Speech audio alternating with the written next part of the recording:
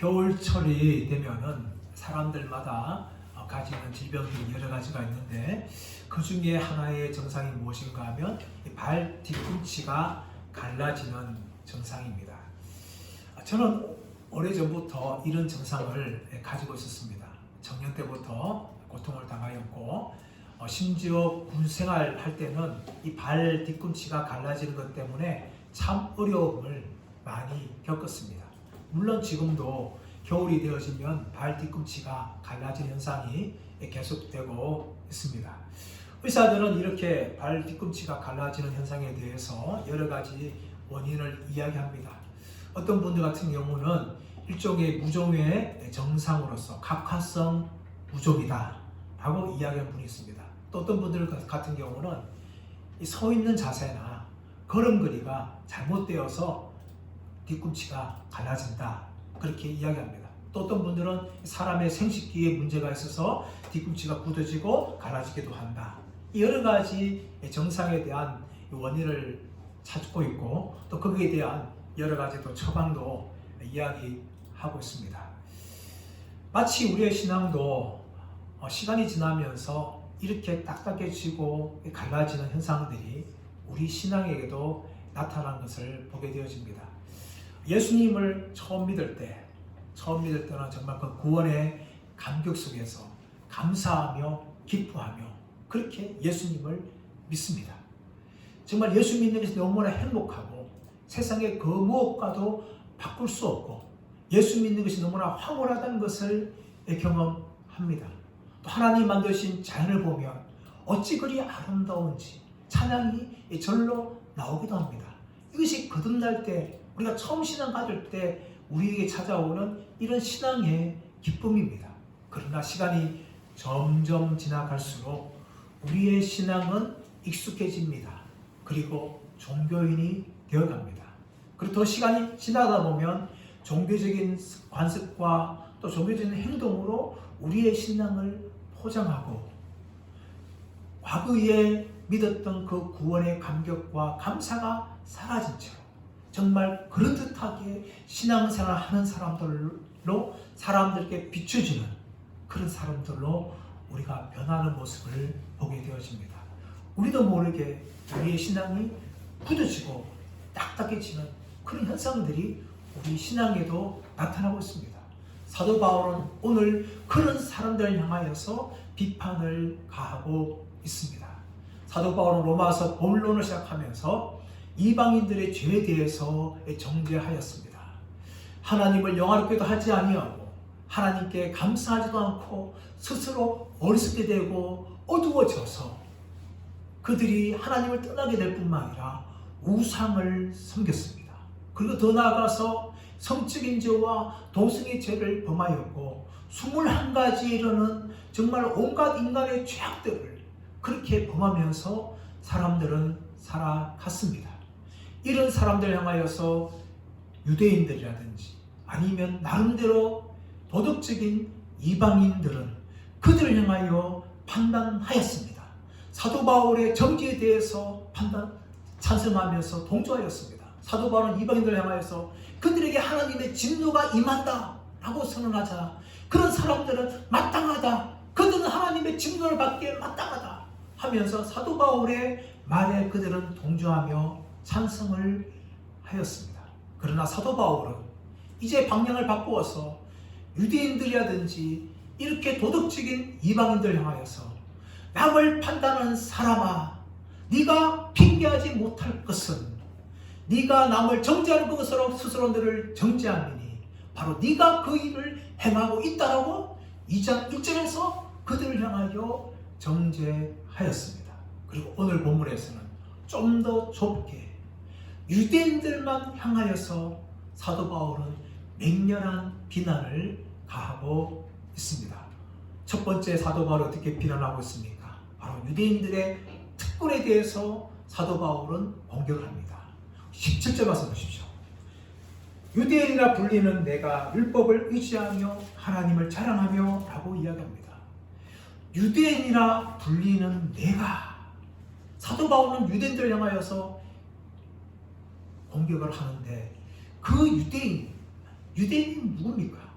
유대인은 수많은 민족 중에서 특별한 민족입니다. 여러분, 우리가 살고 있는 이 지구 땅 위에는 정말 많은 나라와 많은 민족이 있습니다.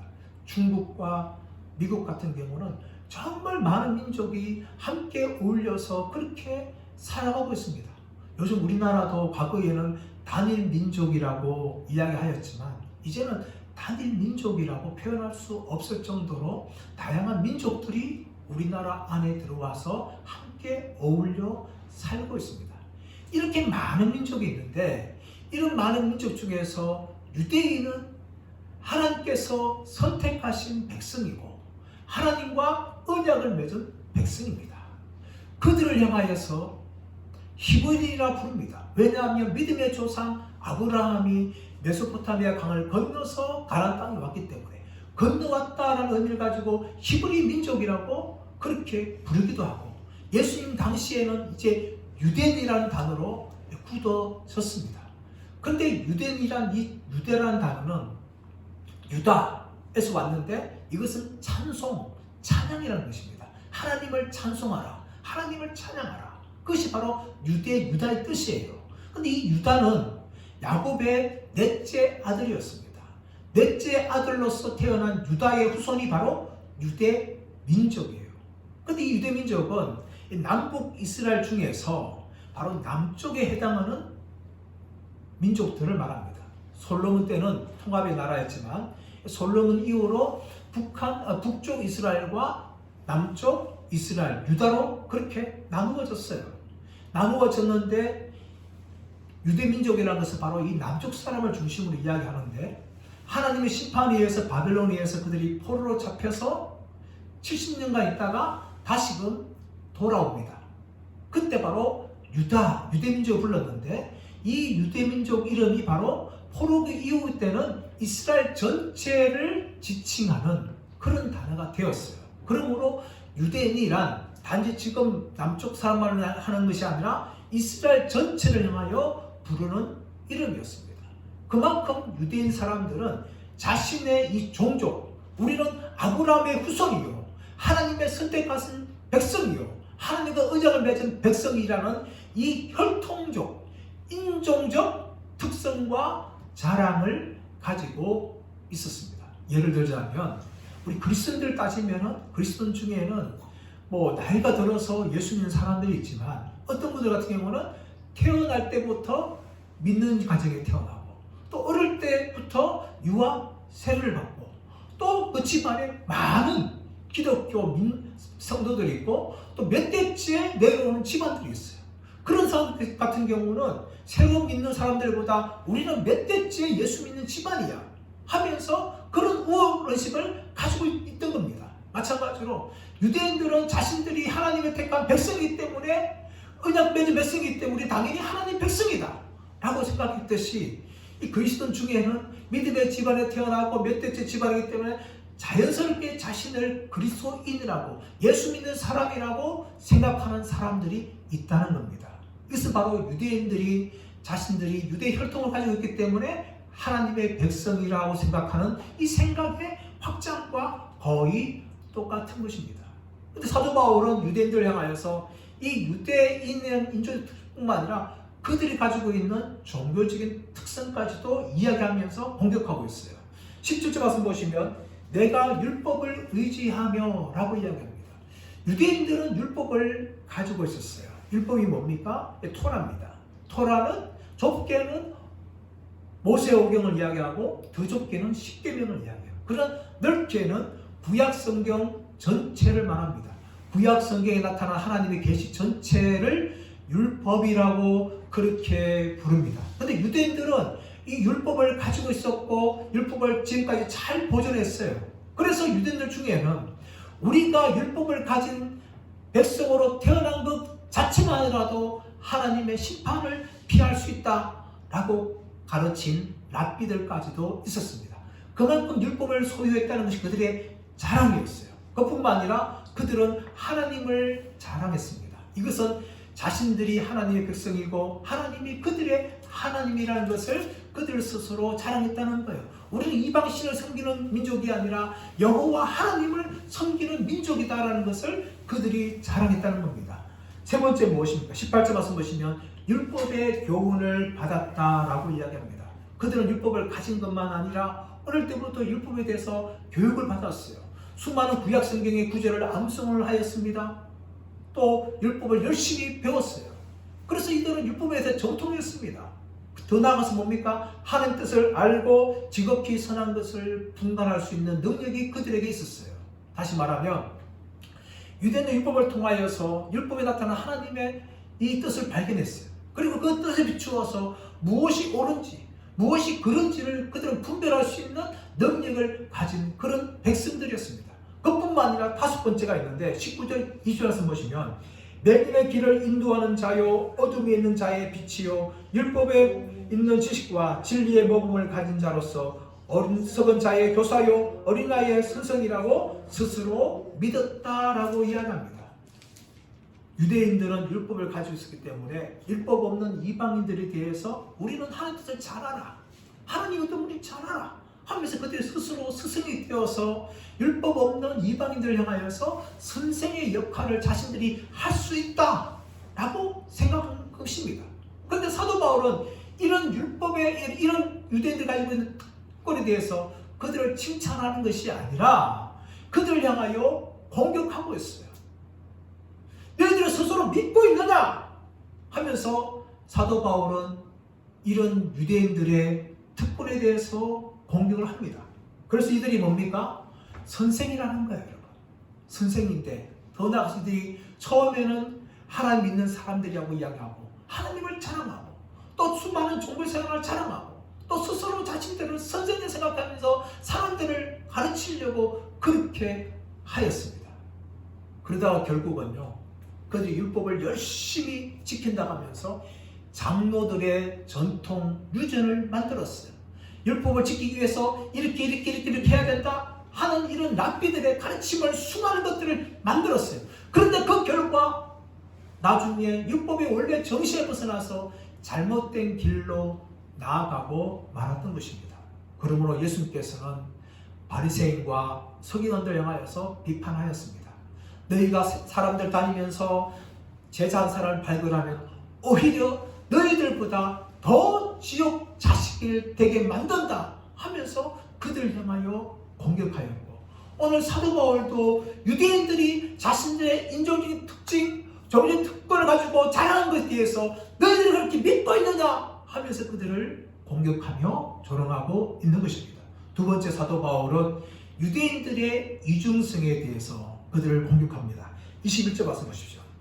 그러면 다른 사람을 가르치는 내가 내 자신은 가르치지 아니하느냐? 도둑질하지 말라 선포하는 내가 도둑질하느냐? 그러면 다른 사람을 가르치는 내가 내 자신은 가르치지 아니하느냐? 네가 지금 율법 선생을 말하면서 다른 사람을 가르치는데 왜 너는 너 자신을 가르치지는 않느냐 하면서 유대인들의 이중성에 대해서 사도 바울은 공격합니다. 근데 여러분, 이런 사도 바울의 공격은요, 단지 유대인들만의 공격이 아닙니다. 가장 가까이 말하면 목사인 저를 향한 공격입니다. 목사야, 너는 열심히 설교 준비를 하는데 그 설교를 왜 다른 사람에게 하느냐? 너 자신에게는 하지 않느냐? 이것이 바로 사도 바울의 말입니다. 목사인 저로서 저는 늘 고민합니다. 이렇게 말씀을 준비하면서 선포를 하는데 1차적으로 그 선포의 대상은 설교를 듣고 있는 여러분들이 아닙니다. 바로 설교할 대상은 바로 저 자신인 거예요. 이 말씀을 준비하면서 다른 사람을 선포하기 전에 너는 이 말씀에 순종하느냐? 너는 이 말씀에 아멘하느냐? 너 이 말씀대로 살고 있느냐? 하면서 저 자신을 향하여서 이 설교를 해야 되는 겁니다. 근데 많은 설교자들이 이 과정을 종종 생략할 때가 있습니다. 대부분이 아니에요, 여러분. 많은 분들이 그럴 수 있는 거예요. 설교를 준비를 하지만 이 설교는 김 장로가 들어야 돼. 이 설교는 이 권사가 들어야 돼. 이 설교는 박 집사가 들어야 돼. 하면서 다른 사람들 향하여서 설교를 준비하고 선포한다면 오늘 사도 바울은 바로 저를 향하여서 말하고 있는 것입니다. 네가 설교를 준비하고 가르치는데 왜 내 자신은 향하여 가르치지 않느냐? 하면서 사도 바울이 저를 향하여 책망하는 것입니다. 여러분, 저뿐만이겠습니까? 주일학 선생님들, 우리 부모님들, 믿음의 선배들도 마찬가지입니다. 왜 너는 남들을 향하여서 이렇게 살아라, 이렇게 믿으라 하면서 너 자신은 왜 그렇게 믿지 못하느냐 하면서 하나님께서 우리를 향하여 말씀하신다는 것이죠. 우리 믿음의 부모로서, 선배들로서, 자식들 향하여, 후배들 향하여 이렇게 살아야 된다, 얼마나 말을 많이 합니까? 그러나 여러분, 우리는 우리 자신들조차도 그렇게 살지 못하면서, 그렇게 믿지 못하면서 얼마나 다른 사람을 향하여서 그렇게 교훈할 때가 얼마나 많은지 모릅니다. 예수님 당시에 서기관들과 바리새인들이 바로 그런 사람들이었습니다. 예수님은 저들을 향하여 서기관들의, 바리새인들의 말은 너희들은 행하고 그들이 행하는 것을 본받지 말라. 그들은 말만 하고 행하지 않는 사람들이다. 그렇게 서기관과 바리새인들을 향하여 예수님이 비판하였습니다. 그렇다면 그 예수의 비판에 저와 여러분은 자유합니까? 정말 우리가 가르치는 대로, 우리가 선포하는 대로, 우리가 말하는 대로 그렇게 살고 있는지 우리 자신을 돌아보아야 되는 것입니다. 유대인들은 율법을 가르쳤습니다. 우리는 율법을 가지고 있기 때문에 지혜로운 자들이다, 하나님 잘 믿는 사람들이다 하면서 이방인들 향하여 자랑하였지만 정작 그것을 가지고 그대로 살지 못하는 것이 바로 유대인들이었습니다. 사도 바울은 세 가지로 공격을 합니다. 21절 말씀 보시면 도둑질 하지 말라 선포하는 내가 도둑질 하느냐. 도둑질 하지 말라 선포하는 내가 도둑질 하느냐. 제8계명입니다. 10계명 중에 제8계명. 여러분, 유대인 사회에는 분명히 정말 하나님을 믿는 사람들이 살고 있었지만 참 도둑들이 많았어요. 에스겔 선지자 같은 경우는 고리대금자들, 돈을 강제로 착취하는 사람들 향하여 비난하는 말을 하였습니다. 아모스 선지자 같은 경우는 저울을 사용하는데 거짓 저울을 사용하여서 돈을 착취하는 사람들 향하여 공격을 하였어요. 말라기 선지자 같은 경우는 11조와 헌물을 하지 않는 이스라엘 백성들 향하여 공격을 하였습니다. 예수님 당시에 세리들은 로마의 세금을 바치면서 일부를 자신의 호주머니로 도둑질을 하였어요. 또한 성전 안에는 대제사장들이 상인들과 결탁하여서 재물의 일부를 빼돌렸고, 또한 돈을 높은 이유를 쳐서 자신들의 호주머니로 그렇게 환전할 때 넣었습니다. 예수님 당시에도 수많은 도적들이 있었어요. 이렇게 유대 사회는요, 참 도둑들이 많았습니다.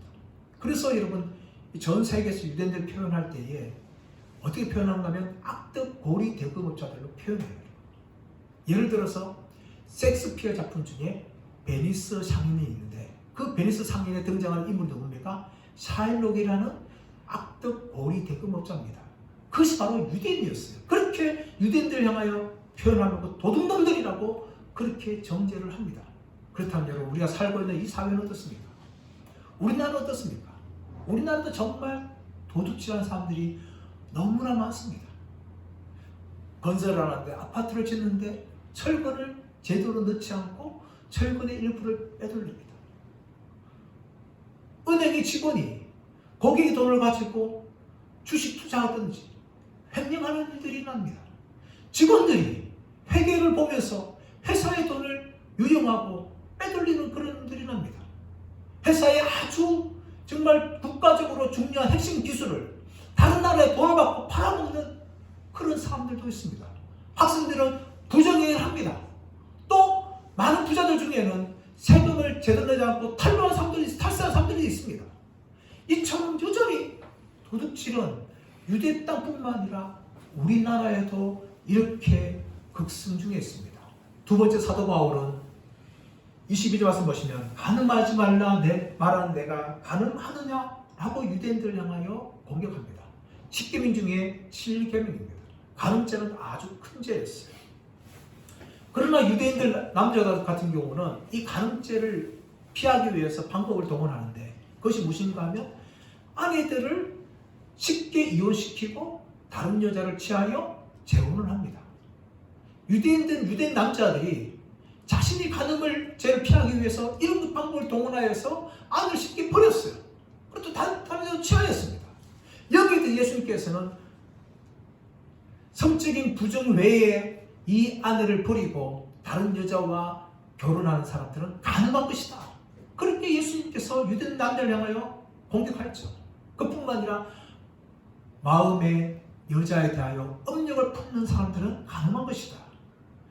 이렇게 가늠죄에 대해서 예수님이 그렇게 공격을 하였지만 유대의 남자들은 합법적으로 자신의 합리화를 통하면서 그렇게 가늠죄를 많이 범하였다는 것입니다. 세 번째가 무엇이었습니까? 우상을 가증히 여기는 내가 신전 물건을 도둑질하느냐? 우상을 가증히 여기는 내가 신전 물건을 도둑질하느냐? 10계명 1계명과 2계명은 무엇을 말합니까? 너는 나 외에 다른 신을 두지 말라. 너를 위하여 새긴 우상이라. 하늘에 있는 것이나 땅에 있는 땅 아래 있는 것이나 물속에 있는 것이나 어떤 걸 또 아무 형상을 만들거나 그것을 향하여 섬기거나 절하지 말라. 그렇게 분명히 우상 숭배에 대해서 경고를 하셨습니다. 하지만 이스라엘 땅 보십시오. 이스라엘 사람들은 가나안 땅에 들어가자마자 하나님을 섬긴다면서 하나님이 아닌 다른 우상을 만들어 섬겼습니다.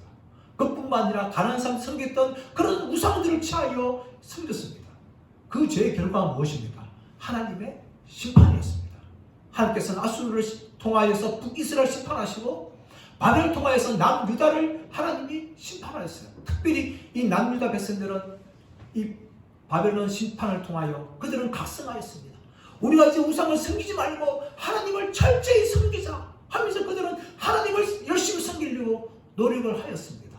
그래서 예수님께서 오시기 전에 100년 전에 안티오쿠스 에피파네스라는 이 사람이 지배를 하였을 때 제우스 신상을 가지고 예루살렘 성전에 두었을 때 그들은 혁명을 일으켰습니다. 그것이 바로 마카비 혁명이었어요. 싸워서 그들을 몰아냈고 마카비 국가를 세웠습니다. 그뿐만 아니라 예수님 당시에도 성전세를 바치는데 유대인들은 로마 중화로 성전세를 드릴 것이 아니라 유대 돈으로 바치라고 했습니다. 그 이유가 무엇인가 하면 로마 동전에는 가이사 황제의 그림이 있었어요. 가이사가 주다라는 것이 있었기 때문에 이 로마 황제를 숭배할 수 없기 때문에 유대인들은 유대 동전으로만 성전세를 받았습니다.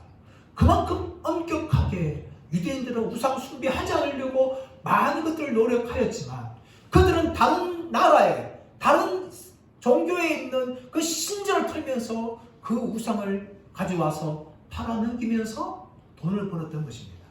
그러므로 사도 바울은 우상을 가증히 여기는 내가 신전의 물건을 팔아서 돈벌이 하고 있느냐? 라고 정죄하는 거죠. 유대인들은 이렇게 말합니다. 그래서 바로 다른 종교를 망하게 하기 위해서 우리가 한 것이다 라고 변명할 수 있지만 사도 바울은 그들이 바로 돈 욕심 때문에 그렇게 했다는 것을 알고 그들을 향하여 공격을 하는 것입니다. 이렇게 유대인들 같은 경우는 하나님을 잘 믿는다 하면서 남들을 가르친다 하면서 도둑질하고 가늠질하고 우상 숭배를 하는 사람들이었습니다. 돈이 전부였던 사람들이었어요. 바리새인들 얼마나 돈을 좋아했습니까? 이런 사람들 향하여서 사도 바울이 무엇을 말합니까? 너희들 때문에 하나님의 이름이 모독을 받는다 라고 말하는 것이죠. 23절 24절 말씀 보십시오. 율법을 자랑하는 내가 율법을 범함으로 하나님을 욕되게 하느냐? 기록된 바와 같이 하나님의 이름이 너희 때문에 이방인 중에서 모독을 받는도다. 사도 바울이 그들 향해 무엇을 공격합니까? 율법을 자랑하는 내가 율법을 범함으로 하나님을 욕되게 하느냐? 기록된 바와 같이 하나님의 이름이 너희 때문에 이방인 중에서 모독을 받는도다. 또 이 말을요 좀 쉽게 이야기하면 예수를 잘 믿는 너 때문에 하나님의 이름이 모독을 받는다 라고 사도 바울이 말하는 것입니다. 겉으로는 열심히 예수를 잘 믿는다고 이야기합니다. 하지만 우리 삶에서 우리의 신앙을 못 따라간다 하면 불신자들은 우리를 향하여 저 예수 믿는 것들이 저 예수님이 생긴다 더한다 이런 말들이 뭔가 하면 우리를 칭찬하는 것이 아니죠. 우리의 이런 신앙의 이중성 때문에 하나님이 욕을 먹는 거예요. 하나님 이름이 모독을 받는 겁니다.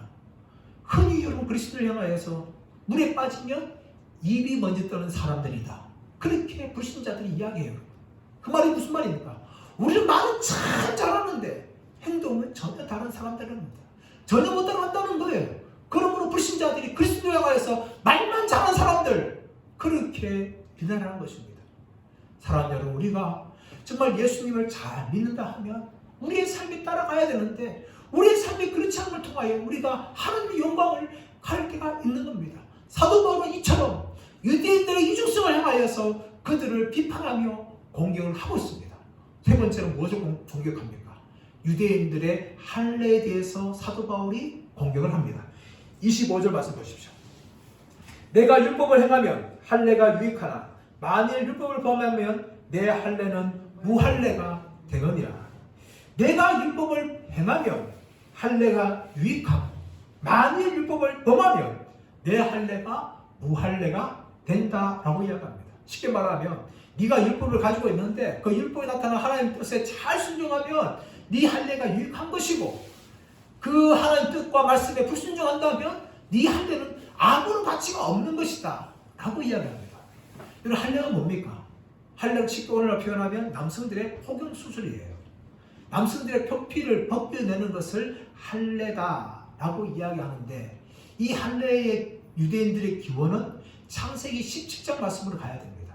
하나님께서 아브라함과 언약을 맺으시는데 먼저 아브라함을 아브라함으로 바꿉니다. 존귀한 아버지에서 열국의 아버지, 많은 조상의 아버지라고 이름을 바꿔줍니다. 그래서 아브라함에게 많은 민족이 태어날 것이다 라고 이야기하며 왕들이 너에게서 나올 것이다. 그렇게 하나님이 선언하십니다. 그리고 하나님 더 나아가서 내가 너의 후손과 함께 영원한 언약을 세울 것이고 나는 너와 너희 후손들의 하나님이 되며 너희는 내 백성이 될 것이다. 그렇게 언약을 체결합니다. 그리고 나서 언약을 잘 지키기 위해서 너희 모든 남자들은 할례를 행하라 하면서 모든 유대 남자들에게 할례를 행할 것을 말합니다. 그러므로 할례는요, 유대인들이 하나님의 백성이라는 것을 드러내는 표시이며 상징입니다. 하지만 동시에 할례는 언약을 지키지 않는 사람들 향한 하나님의 심판을 동시에 보여주는 겁니다. 고대 사회에 계약할 때는요, 지금처럼 사인이나 도장을 찍지 않았습니다. 그때는 무엇을 했는가 하면 이 위반할 경우에 이 저주의 이 행동들을 하였어요. 그 중에 한 가지가 무엇인가 하면 모래나 먼지 같은 거를 자기 머리에 막 던지면서 만약에 내가 계약을 위반하면 저 먼지들처럼 날아갈 것이다. 그렇게 선언하였습니다. 또 창세기 15장 말씀 가보시면 아브라함이 잠들었을 때에 짐승을 죽이고 하나님께서 그 짐승의 반을 가릅니다. 그리고 그 피 사이 흘러가면서 하나님이 아브라함에게 언약을 선언하십니다. 이 말이 무슨 말인가 하면은 짐승을 갈라서 배를 갈라서 양쪽에 피를 흘린다는 거는 내가 만약에 언약을 위반하면 이 짐승처럼 내가 죽을 것이다. 그것을 보여주는 거예요. 그러므로 할례는 무엇인가 하면 언약을 위반한 자에 대한 저주의 표시가 바로 할례입니다. 네가 만약에 너 맺은 언약을 어길 경우에 너는 이 표피처럼 나에게서 잘라져 나갈 것이다. 그것이 바로 할례의 선언이에요. 그러므로 유대 백성들은요, 자신의 몸에 있는 할례를 보면서 내가 하나님과 언약을 맺은 백성이기 때문에 하나님을 잘 섬겨야 되고 하나님 말씀에 순종해야 된다 라는 것은 날마다 그들이 확인해야 됐었어요.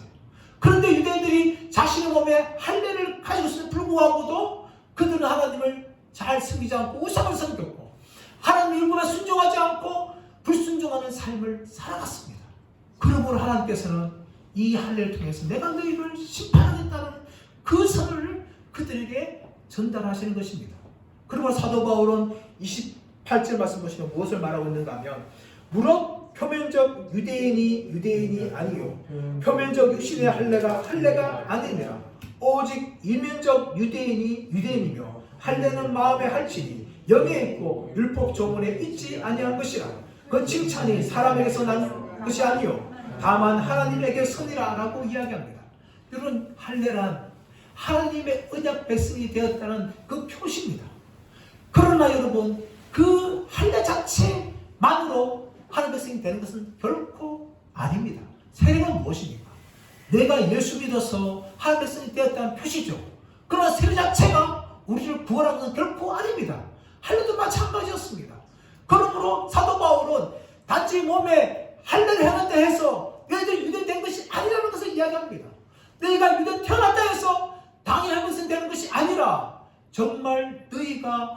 성령으로 거듭나야지만, 성령으로 할례를 받아야지만 하나님 백성이 된다 이야기하면서, 육신의 할례 있는 것이 아니라 할례는 마음의 할지니 영에 있다라고 이야기한 것입니다. 사랑하는 여러분, 아무리 믿음의 족보가 있는 가정에 태어나고 유아 세례를 받고 직분을 가지고 오랫동안 믿음 생활을 했다 해서 그 자체가 우리를 구하는 것은 결코 아닙니다. 내가 예수 그리스도를 믿어서 내 영혼이 성령으로 거듭날 때이지만 내가 구원받게 되어지고 하나님의 백성이 되는 것입니다. 그러므로 하나님의 백성이 되었기 때문에 우리는 율법의 하나님 말씀에 순종하며 살아가는 것이죠. 내가 순종했기 때문에, 내가 신앙생활을 제대로 했기 때문에 구원받는 것이 아니라 내가 성령으로 거듭났기 때문에 우리의 삶이 우리의 구원을 증거하는 것으로 나타나는 것 뿐입니다. 사도 바울은 무슨 말합니까? 할례는 마음에 있다, 영으로 한다 이야기하는 것이 바로 이것입니다. 우리가 성령으로 거듭날 때이지만 우리가 하나님의 백성이 되어지는 것이죠. 율법 조문에 있는 것이 아닙니다. 유대인들은 율법을 가지고 있었어요. 율법을 많이 배웠습니다. 많이 읽었습니다. 또 율법을 가지기 때문에 그들 스스로 구원받은 백성이라고 착각하였습니다. 하지만 사도 바울은 그것이 아니라, 우리의 구원은 율법 조문에 있는 것이 아니라 예수 믿고 거듭남을 통하여 있는 것이고, 율법의 순종함을 통하여 우리가 참 백성이라는 것을 드러내며 살아가는 것이다 라는 것을 이 로마서를 통하여 이야기합니다. 바로 거기에 하나님의 칭찬이 있다라고 이야기합니다. 29절 하반절 말씀 보시면, 그 칭찬이 사람에게서가 아니요 다만 하나님에게서니라 라고 이야기합니다. 우리가 예수를 잘 믿고 신앙생활을 하게 되어지면 여러분, 불신자들은 오히려 조롱하는 겁니다. 칭찬하지 않습니다. 그러나 여러분, 우리가 정말 예수를 잘 믿고 하나님을 기쁘시게 하면 누가 우리를 칭찬하겠습니까? 비록 사람들이 칭찬하지 않는다 할지라도 하나님께서 칭찬하는 그런 복된 삶을 우리가 살아가게 된다는 것입니다. 이 말씀의 결론을 맺기 원합니다. 여러분, 유대인들은 혈통적인 종교적인 자랑을 하였습니다. 사랑 여러분, 우리는 유대인처럼 그렇게 하고 있지 않습니까? 내가 믿음의 가정에 태어난 것, 예수님 오래 믿은 것, 직분을 가진 것이 우리의 자랑이 되고 있지 않습니까? 그렇다면 우리는 하나님의 백성이 아닐 수 있습니다.